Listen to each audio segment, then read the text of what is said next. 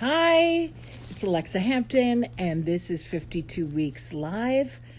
I have a grumpy dog with me, so you may hear barking, and I apologize. Um, Today, we're going to be speaking to the incomparable Vincent Wolf, who has been a good friend for a long time. And I just saw him wave. So there he is. So he's here. Sent him a request. Uh, yes, Dior lips.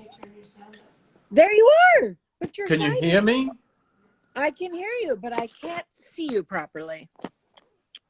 How about now? You are Oh, you see? tugged. What? You're. Should I do it like this? You're sideways. Uh-oh. Hold on. Hold on, everybody. Vicente,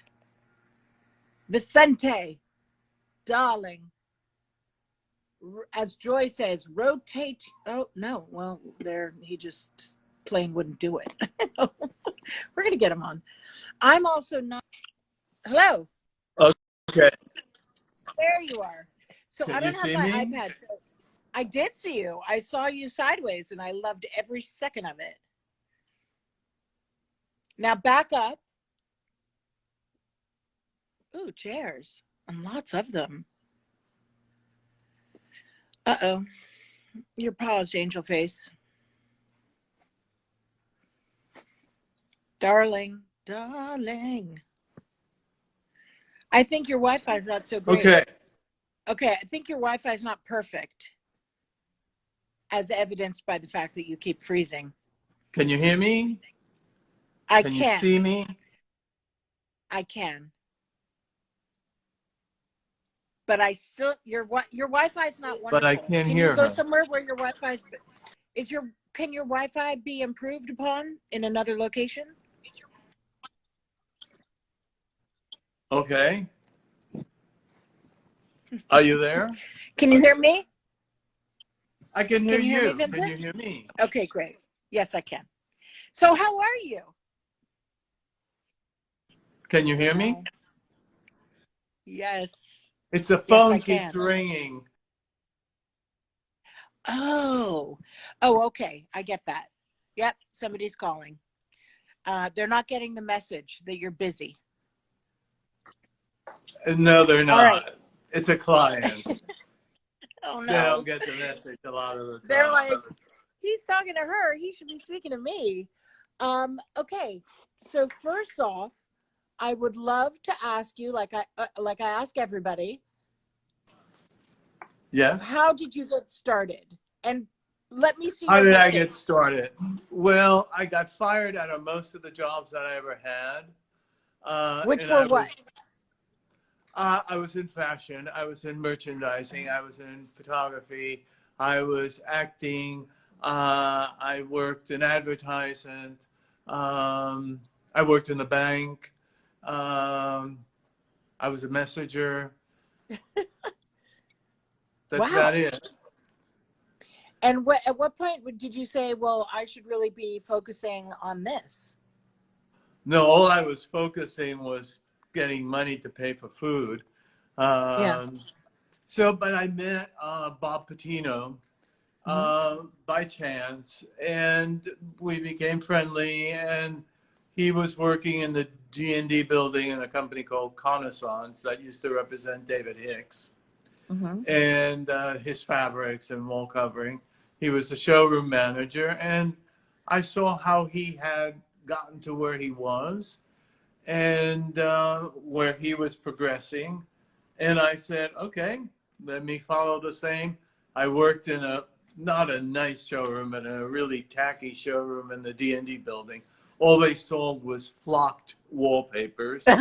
Um, and don't laugh, it's probably coming in right now. Right, totally. And so I started sweeping the floors, folding samples. Then they let me go out and I started designers. that would come in. I would help them design their rooms. Then I got fired, got unemployment. I freelanced. I worked for So Britt you did what people call failing up. Failing? Failing up. Oh, I guess if that's what they called it. And then I started to freelance for Angela Dongia, as I said, Burt Wayne, other designers. They would pay me for the day. I would go out shopping, do furniture plans, and present it. Finished doing that. Then I worked for another designer as an assistant. Then became an associate with another designer. All this was like in a year and a half to 2 years. Uh-huh. And then Bob and I started to work together. And, and in '88, I went on my own. And how long did you work with Bob for? 20 years. Well, wait, something's going on here. What? Somebody just somebody's It's going my crazy. client calling you now. Something funny it just happened. It was like, what? Wait, let me. Okay. Okay. So you opened your business, and what were the Right. first jobs that you got? And I have to imagine that these other things that you pursued, merchandising, fashion, even acting, helped you. Did it help me? I would think so, in some small way. Not really. No? I was at that stage in my life. I had my head inside of a paper bag. I mean, merchandising. I was an assistant buyer for ladies' shoes. Yeah. That didn't help me. It helped my mother, though, because I marked down a lot of shoes that I gave her. No, it was just trying to fill a square peg in a round hole. Yeah. And it just really, I guess subliminally, it was in going to museums and, going to movies and keep absorbing visually what to me became my personality and my taste. But not really knowing. Was there a kernel of that taste growing up? Was one of your parents into design or into style? It was in Cuba. I left Cuba when I was 15. My parents were in the import business and they worked with a lot of architects. They imported construction stoves and hardware and things like that. And so I was around plans all my youth. And so what it helped is I wasn't intimidated by looking at a furniture plan or, a room plan. Right. I'm dyslexic. So everything I've learned has been by absorption because, for me to read instructions is like to read Chinese. So it all came about by what I saw, how I learned, and how I really started to formulate my point of view. And because I didn't go to school, I never graduated high school. I never went to design school. So it was all about what appealed to me and what was of interest to me. And I know what I think of your style. Let's not say that in public, though. No, I think it's glamorous. I think it's unexpected. And I think when I first started seeing your work, I thought, it was very forward thinking. It was very different in exciting ways. It was not just in the style of somebody else. How do you think of your style? I know that's an irritating question that everyone gets asked, but something, I don't think about it. I work from gut. Right. And because of all the travel and all the I am not right now, but Right, go to right, the right. theater once a week. You know, all those experiences keep altering, I think, my style. And after I am working with a particular point of view for a while, I make it a point to start altering it. So Oh, I good. can't say my style is. So I can you tell you what I actively like. try to change it as time passes so that you don't get Right. into a rut. That's I've lovely. been doing it for 50 years. But you And certainly don't hear somebody say that who's been doing it for 50 years. First of all, I don't considering I'm understand how that math 37, works. you know, That math, yeah, that math doesn't quite work. But um, usually you'd think just the opposite, that somebody would get kind of fossilized or you know, more set in their ways. So I'm very impressed that you refuse. well, I mean, I love what I do.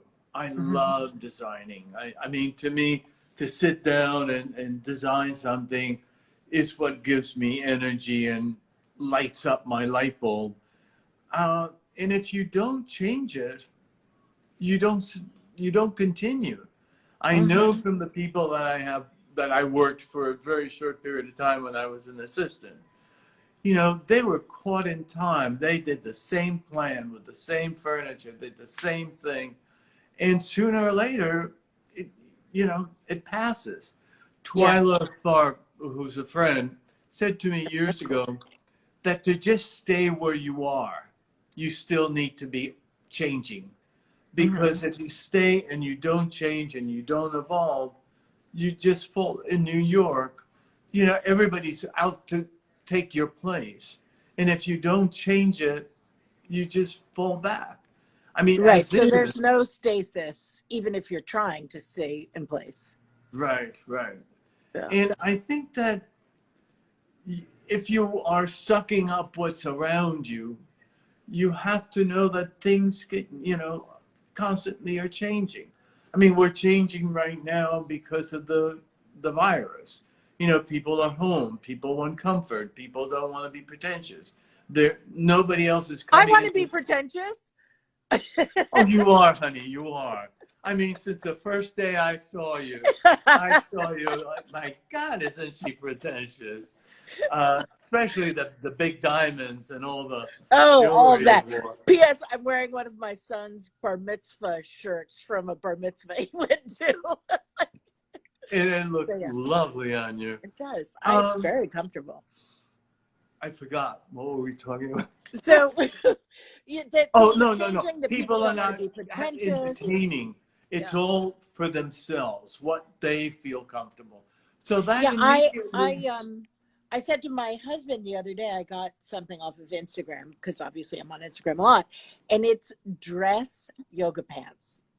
I mean, they have like lots of buttons on them, and I know it sounds terrible. I happen to love them, but I was like, Pavlos, what do you think of these pants? And he's like, they look good. And I said, they're dress yoga pants. And even he said, oh yeah, I hear that's a big deal now. Like that, and he started spewing all this information that I was surprised that he had. But it dovetails into what you're saying. It's the we're in for the long haul. We better be comfortable kind of approach to life. it's very funny. I had a client come in, what did they say, Monday. And when we finished the meeting, she said, I'm going to Bergdorf to go shopping. And it was as much of a shock as if I saw somebody walk up to somebody in the street So and hug true. them and kiss them. You know, it was like, you're going Bergdorf shopping? Yeah. Are you going to be Really? okay?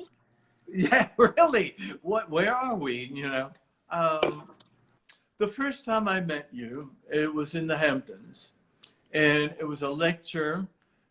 The first lecture, I No, it think. was in Bridgeport, Connecticut or something.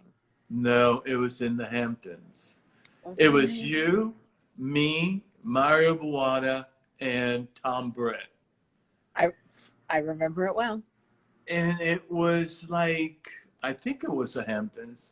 I'm almost positive it was the It was Hamptons. some country club. It was some It country was a club filled with people. golf club.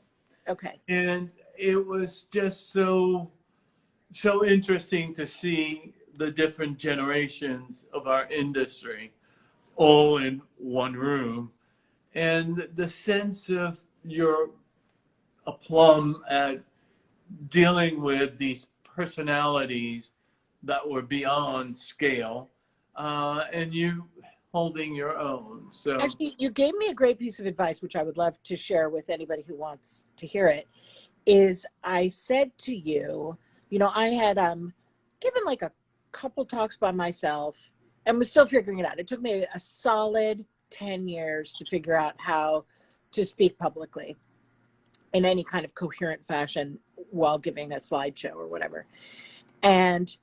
But the dynamic nature of the four of us all speaking, I found very intimidating. And I turned to you and I said something self-deprecating about something like, oh, well, I want to show this thing, but I'm not sure. It's and you said, whatever you do as you speak publicly, you must not make an apology. You can't apologize for yourself. That is like the wrong way to do it. And you need to just be positive. You know, even it sounds like you're giving me a pep talk, but there was like a real kernel of wisdom in, you know, if you're embracing your design in any way, you have to like buy into it whole hog and not make any apologies for it. And I think about it every time I speak publicly. It was really, the best advice. And you were so sweet to give it and to also, you know, I just felt very protected by you. well, now you're, now Oh, you're the one that's intimidating people. yeah, You yeah, see, yeah. isn't that nice how things progress, Yeah, I'm enormously intimidating. I hear that all the time. Well, I think that it's interesting. I'm a very shy person. If I'm at a party, I'm standing in the corner. But when I speak publicly to designers, then it's a totally different personality that comes out.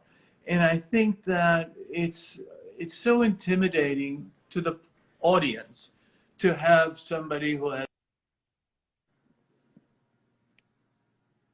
Oh, I didn't hear. No, Wait, you said it's somebody who intimidating to the appears audience in. to what? No, somebody that that talks in public.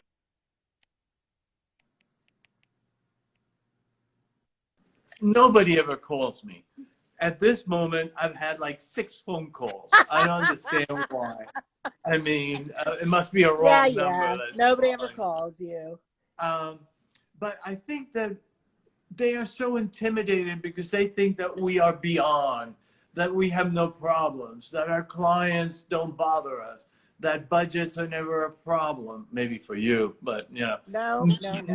no, I think there should and always be budgets anyway. Otherwise, I'd lose control.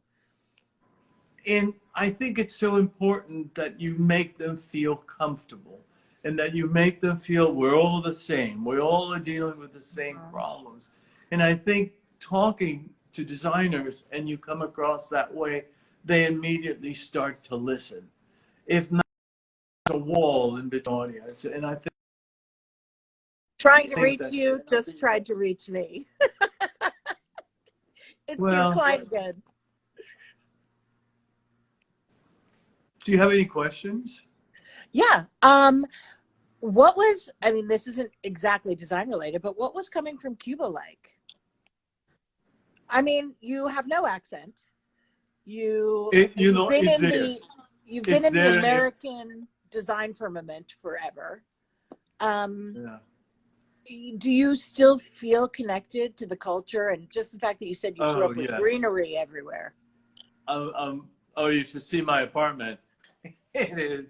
I'd like my to. partner said to me, if one more plant walks into this apartment, and that same night I went to see Dara Camponegro in where she lives, and she gave me a plant, and I came home with it. He said, I told you, no more plants. Yeah. Yeah, no, being Cuban is I'm very proud of it. And it is really, I think that what's made me who I am. I mean, my family and there's a sense of survival with Cubans, a sense of humor, a sense of, just free spirit. One of my best friends is Cuban as well.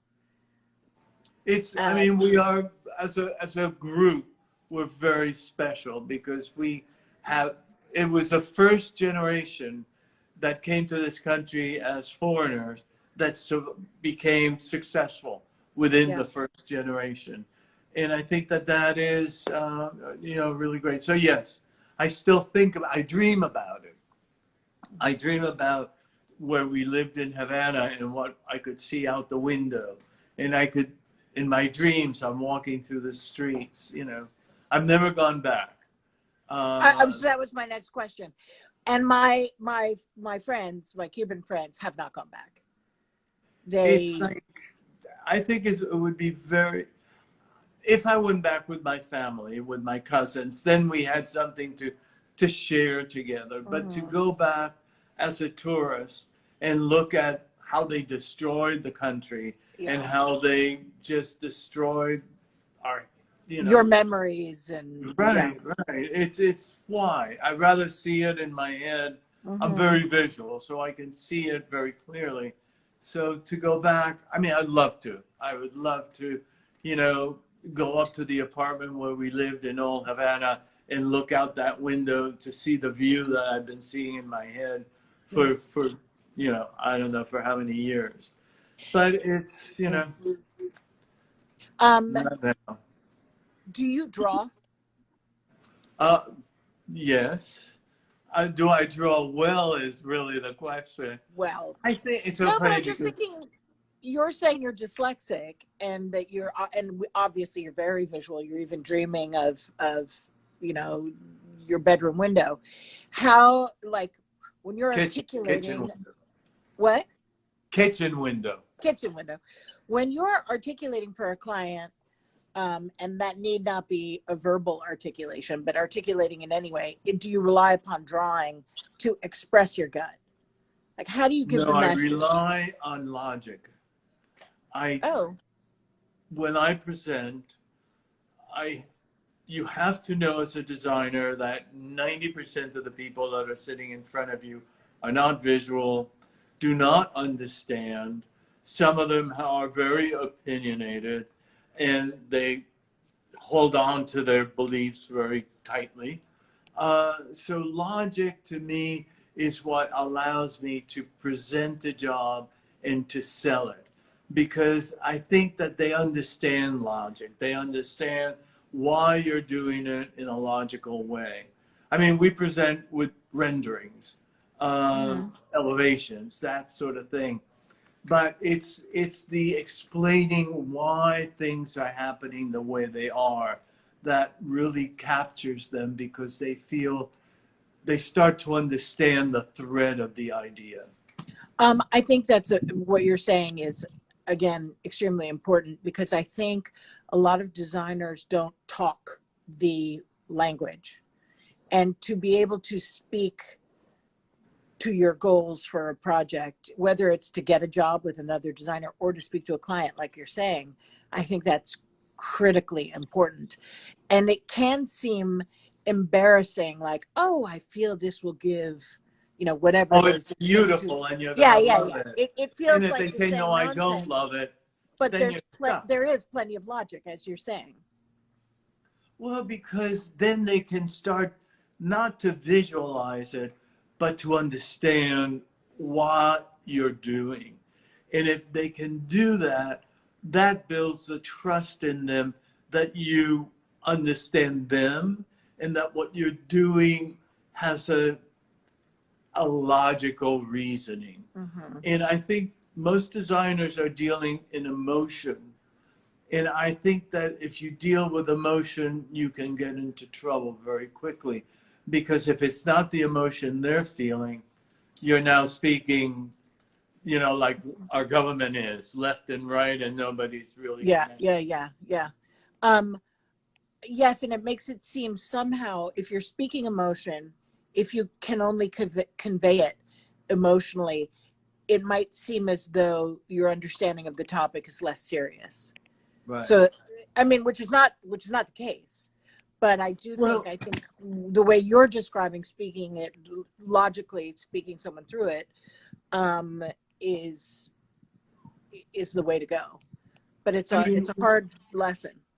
we're commercial artists. So I think it is always important for the designer to be speaking as a creative and as a business person. Mm-hmm. And as a business person, being flighty doesn't help. Ain't gonna help, Because yeah. maybe the lady of the house will find you charming, but the husband is going to get nervous because A, he doesn't understand what you're saying, B, he didn't want to spend the money probably, and C, you're not It sounds like catching him. gobbledygook.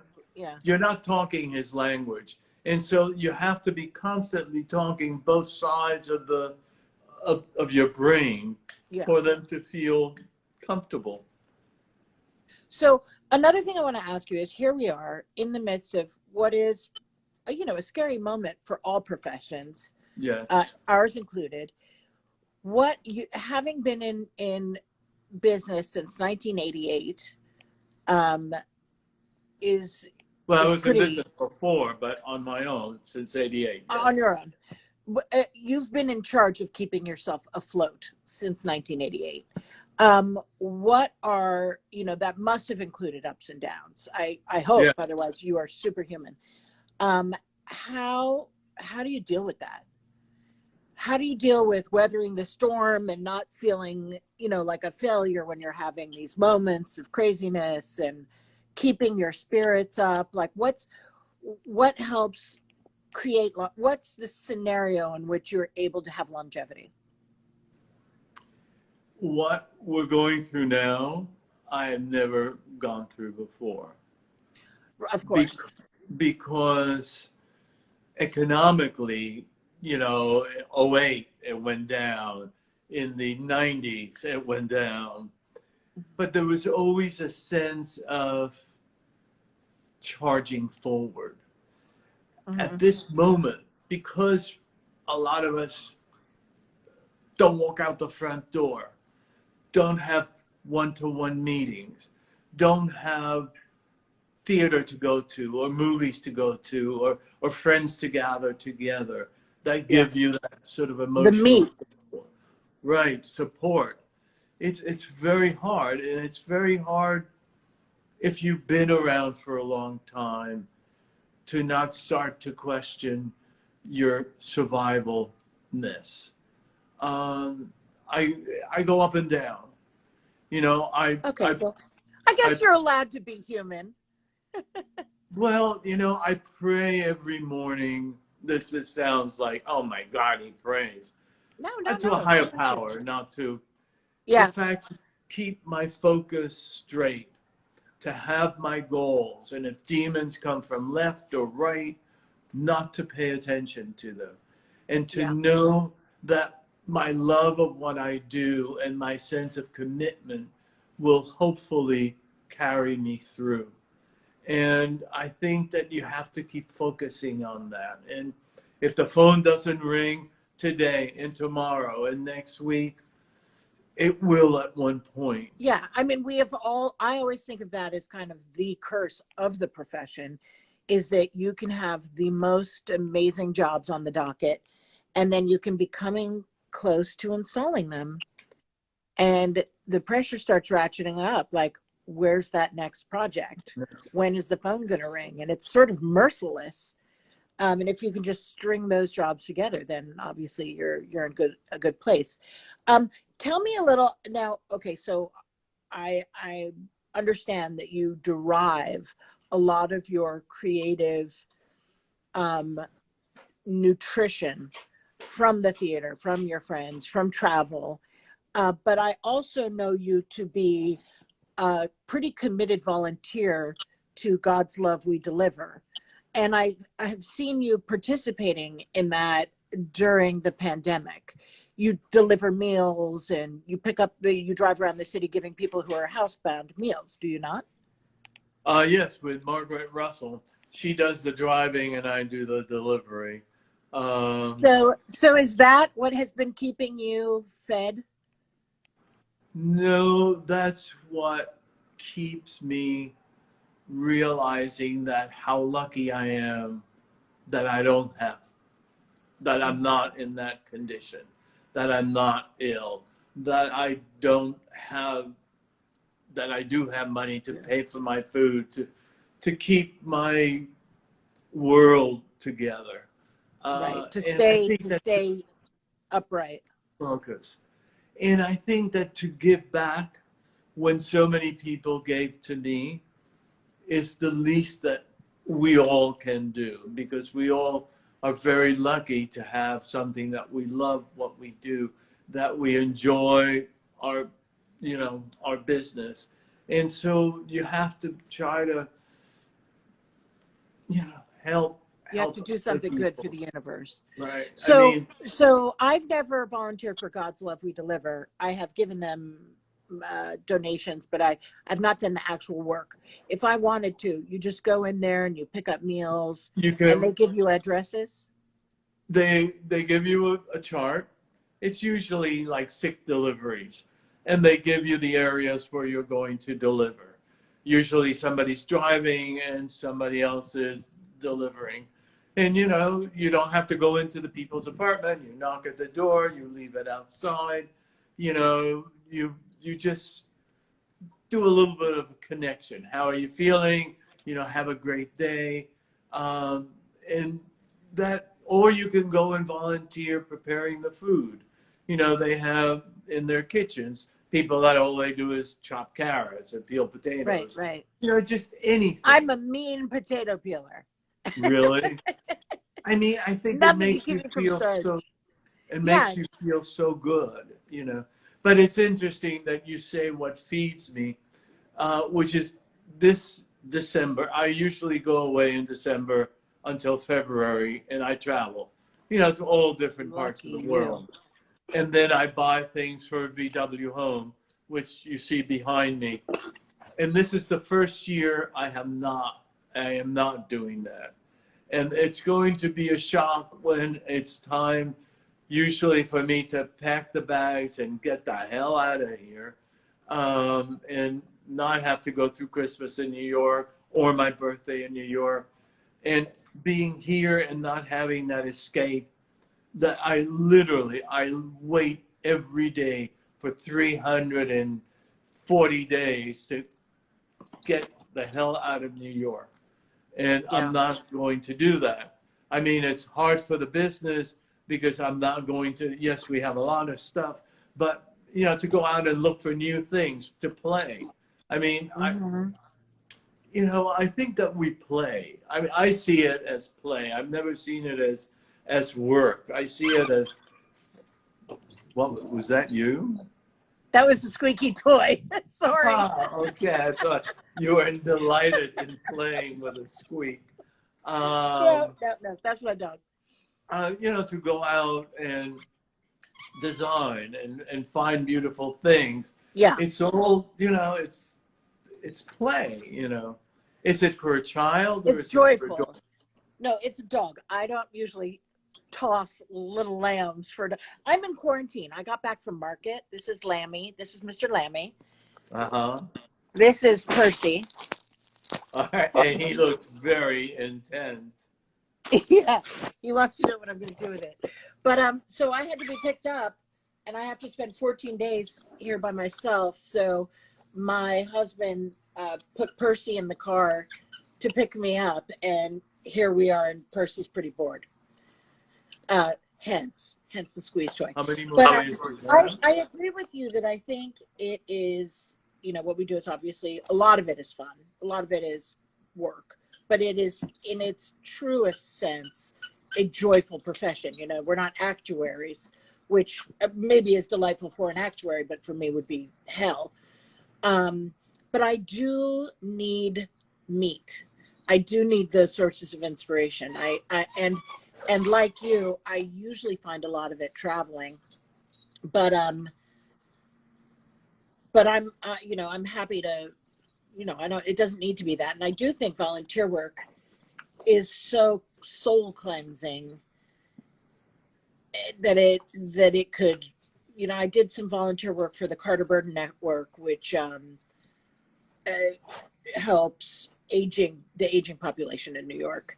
And any of that is any good works that you feel good about is some of that meat that I think we need right now. You have to give back. I mean, if you don't, I think that you miss a lot, because Yeah. that sense of I did something for somebody else, that not for no other reason than just for kindness, is a really something I think that our society has sort of lost a little bit of, that we're very much about me and what I need and what Sure. I want, and what I want to buy, and what, and you have to like separate yourself from that a little bit and go and share. But I think why that particular why volunteer work or good deeds would be especially important for people in the design community is because we are people pleasers. We want people to be happy. We want our clients to, love where they live. And in the absence of that approbation or that pat on the head or that, oh, wow, this looks beautiful, thank you, you can feel good about yourself this other way. But I do think it's a personality trait of designers that we need a A squeaky little toy. So, treat. yeah, we need that happiness. It's so funny because my shrink says, designers are constantly Batshit wanting, crazy. no, are driven crazy, yes. No, but designers want to please. It's part of the payment that we get back, is Sure. having somebody say, wow, what a beautiful job. We want the client happy. We want to look at what we've done and feel good about how it's being appreciated. Compared to a bookkeeper, I don't know that a bookkeeper says, "Oh my God, you love my Yeah. figures," and Yeah, I mean, who doesn't get goosebumps during an installation when the client is thrilled? I mean, it will raise goosebumps on my skin. But Well, yeah, it's such a high, because you see a beginning, a middle, of an end in a very compact time. And when they walk in and they start to cry, or they're like just so relieved that they like what they're seeing, yeah, which is a lot of the time, it's so rewarding. You feel like, wow, it was worth all the everything. slings and arrows that we've all gone through. Yeah. You know. So so back to decorating, the real nuts and bolts of it. When you install, do you let your clients come in? Because I try to throw them out. I try to get them to go somewhere so I can They because there's never always come going to be something weird that happens that you're going to need to fix or that address or that you moment. can do. So I don't like my clients around when I'm installing. No, I mean, it's something that's set from the beginning. I want the curtain to go up and you to see what it is that we presented to you and you approved. And if they're there, why? Why would you want to? What restaurant lets you go into the kitchen and taste it before they bring it out to you? Yeah, or I see mean, them what spilling doctor salt who's into the operating on bowl.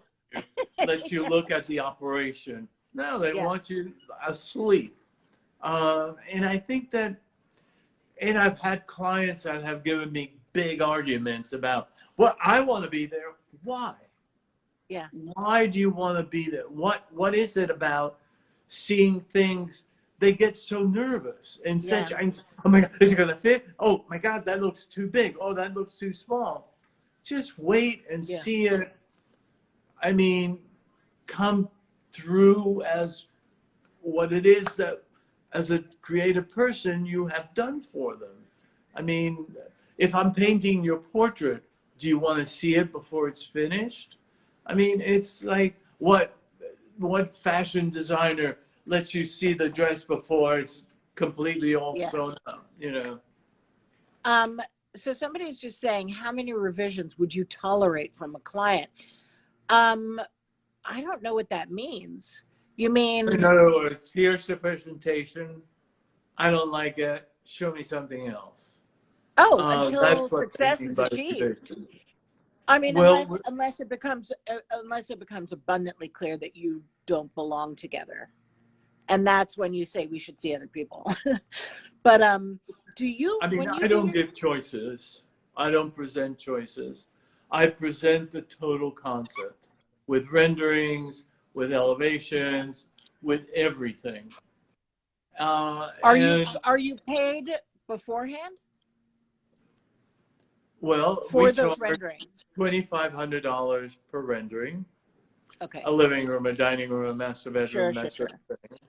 We take a retainer, which is returned to the client at the end of the project, and we have a design fee, Yeah, which is yeah. non-refundable. Um, Um, so yeah, maybe I should stop presenting so many options. Yeah, that's a great, I don't present options. I think I that love this that. is what I think is the right thing. And I then kind of when want you to come over and do my place. I want the experience. That sounds so awesome and decadent and proper. well, do you think 10 choices are the right choices? Well, I don't know. Philosophically, I think there's more than one answer to how to make a beautiful room, for For sure. you, I there's more don't than one know. Yeah, answer? that's not to say that you don't have the right of it in terms of how professionals should, I don't know. It's yeah, I don't know. How's that for a I, lame answer? you see, okay, we go through questionnaires, colors you like, you don't like, Right. materials, all of that. And then I'm not selling furniture. I'm Of creating course. environments. Yeah. And that environment is a compilation of what the client likes and feels and what I think works the best for that environment. Yeah. And when we Everybody present, everybody listening to you loves this. Me most of really? all. Yeah. Well, because when we're presenting, that job has been completely estimated. So when you see that rendering, everything has a price, everything has a description. And if you say to me, well, I love it, but I don't like that fabric. Or, gee, you've shown me a traditional piece, and which I have heard, my grandmother used to spank me on a tufted chair. I don't want a tufted chair in my living room. So I fine. guess that's better than I like it because I used to be spanked on it. Now you're being personal. Uh,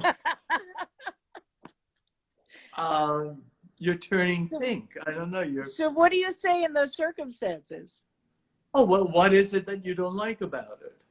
Oh, Okay. the tufting. So you Okay, do then we. adjust. Yeah. So whatever they're not liking in what I'm presenting, I'm going to give them, come back with a different choice.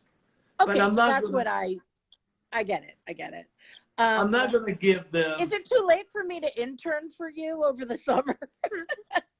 No, I think that you would bring a lot to my office. I mean, I wish we could all, when we are young designers, I wish we could all.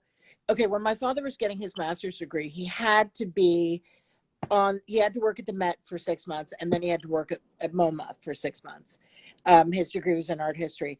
And I wish that we all would have to work at like a handful of different firms who approach things differently so we could figure out which one worked for us. Because we do get so closed off and used to our own version that it's hard to change. Like when you install, do you put in every doodad and have they seen all that stuff? no. We bring And you put it all accessories. in. What? We bring But you put it all accessories in. on consignment. Yes. Okay. So, But I and do there's a think list of that's all the amazing. items and what Yeah. they are and how much they cost. But there's candles burning, there's flowers in the Yeah. vase. It is the As you finish, said, the curtain goes up. right? And if they don't like something, yeah, fine. Do you want me to find something else for that place? And I will go out and I'll bring something else. You That know, must be I try to do that And because I do think it must be so much more fun for the client to come in and have the whole shebang. Let me ask you one question. When you go out for the evening, do you go out without makeup, without hair, without jewelry, without any accessories and just the dress? No. I mean, first of all, I go out without any of that stuff and not in a dress. I'm wearing like. You keep bringing our yoga conversation down to a level. I don't know. I'm I'll at least put on my lipstick. Yeah. Well, what I mean is, would you put your thought across incomplete? Yeah. And it's not costing them. I'm bringing them in on consignment. Yeah. And if they have things that work, God, that's great because you blend it in. Yeah. As I said, I've been doing it with Bob, let's say, since 1972, doing interiors. And that's you worked with him from 72 to 88? Yeah.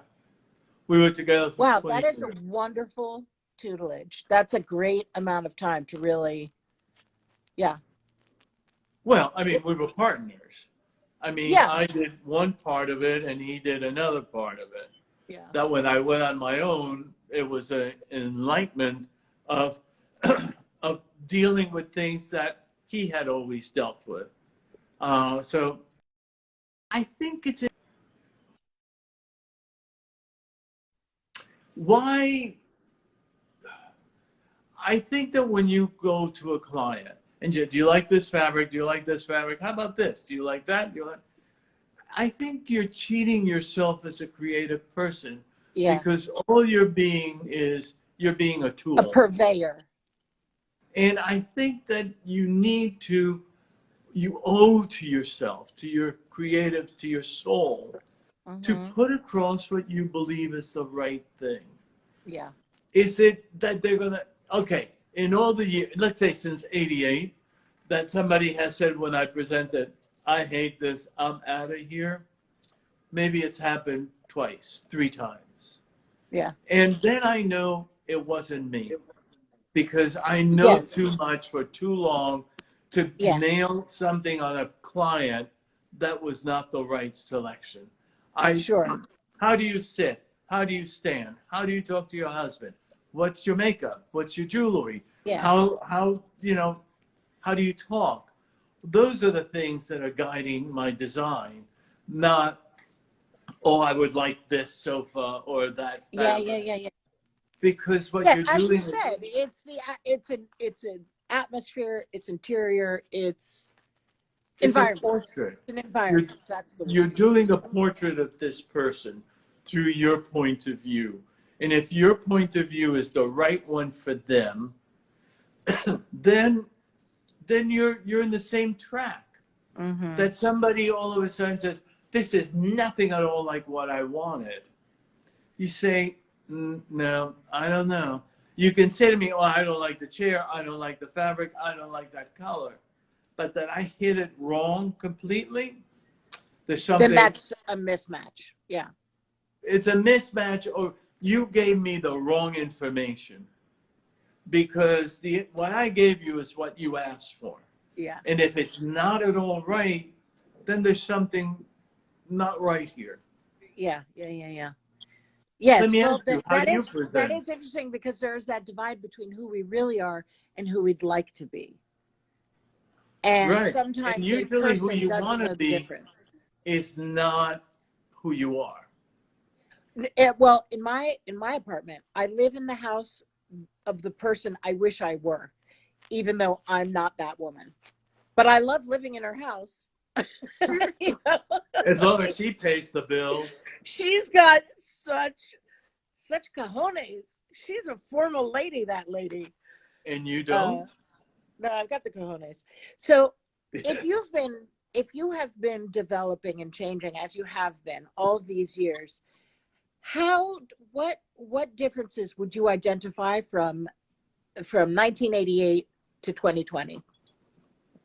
Broad difference. Okay, in not right now, but in that transition, Yeah. a full comfort level with old pieces, a sense of no fear of blending together, learning to put things that are yin and yang together with a sense of assuredness and understand what each one is saying and realizing that it's a good marriage. And that is an 18th century gilded chair next to an African stool. Totally. And understanding that, yeah, they complement each other. They're not saying the same thing.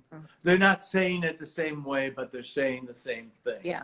And they have What have I both stood learned? the test of time. Neither one of them I is ever have going out learned of fashion. to understand that you cannot keep repeating the same dialogue over and over. That even if it works, you must force yourself to find a different solution to that problem. Understand the fact that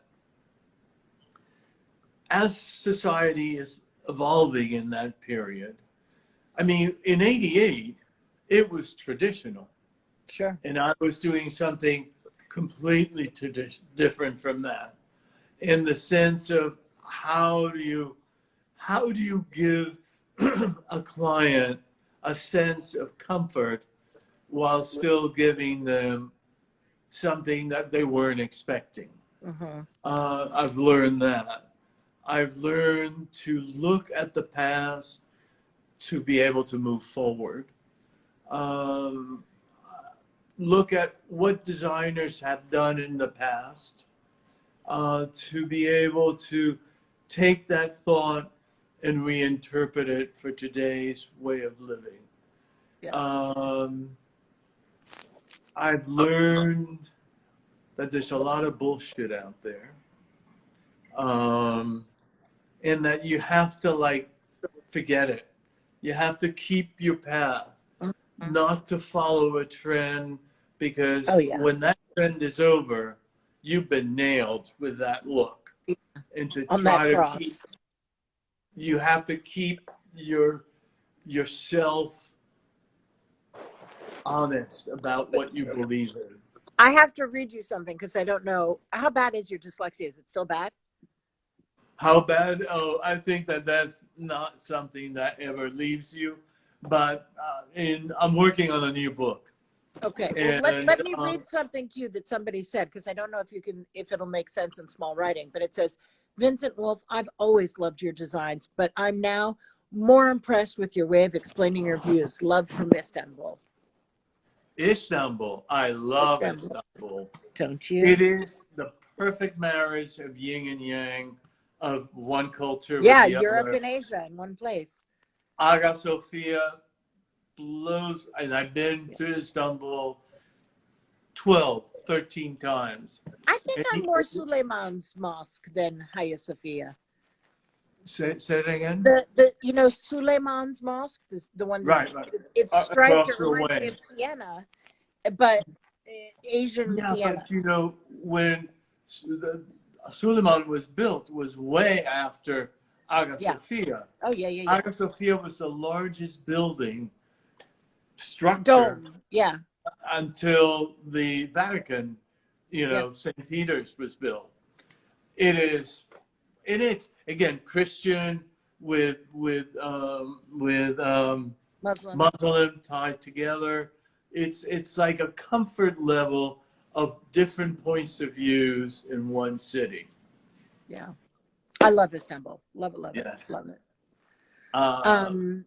What time is it? Will you tell me, because I'm on my phone today instead of my iPad, so I can't tell. What time is it? I think it is 5 to 2. Oh, perfect. So first of all, tell everybody where Vincent Wolf Home is, the store. VW Home is at 333 West 39th Street, 212-244-5008. And are you accepting appointments?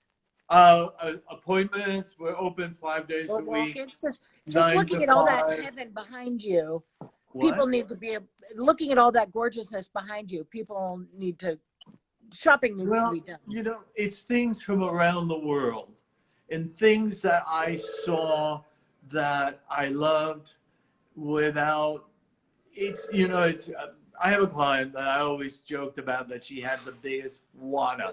I wanted this, I wanted that, I want it all. So this is the way that things that I find when I'm traveling, whether it's up the Mahakam River in Borneo, going into a village and finding things to buy. And it's all here and it's all sort of cohesive in thinking. Like a single person's point of view. Right. Are you when you do these travels, are you alone or are you always with other people? For many, many years, I traveled alone, which is the Because best. that is very cool. You know, I'm hungry. I want to go here. I'm tired. I don't like this. I want to go there. No.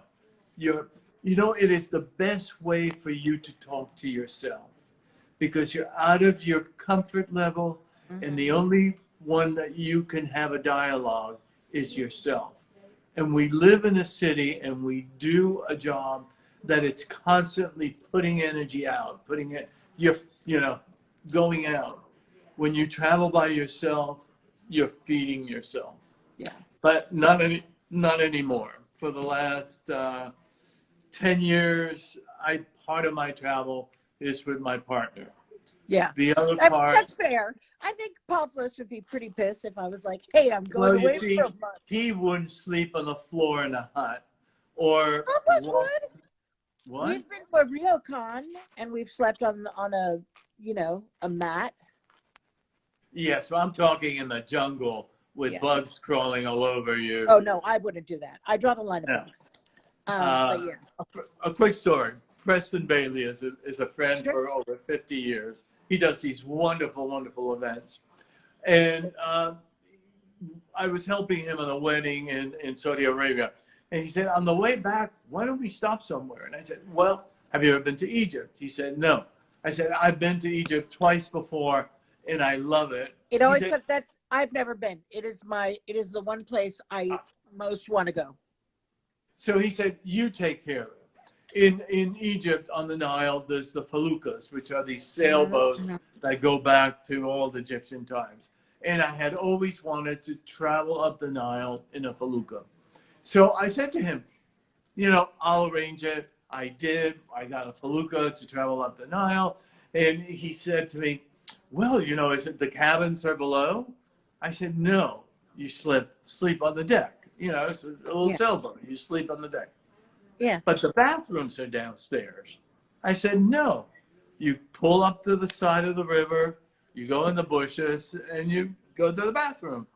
Yeah. And he said, I can't believe this. I talked to my shrink, and my shrink said, no boat doesn't have a bathroom. I said, a felucca does not have a bathroom.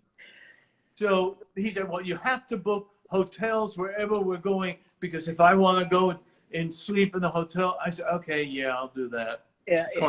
We didn't.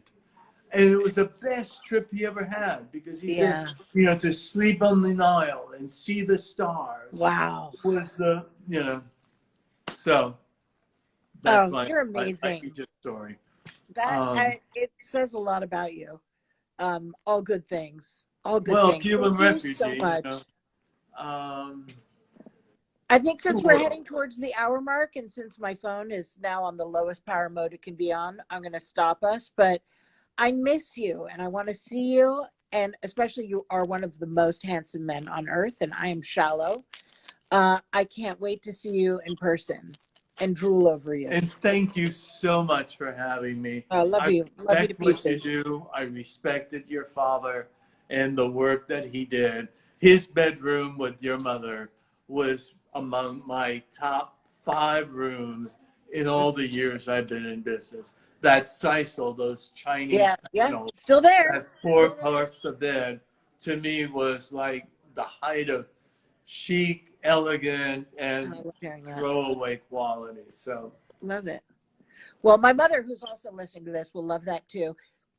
Kisses so much. I love you to pieces. thank you, everybody, for joining. Bye. Bye.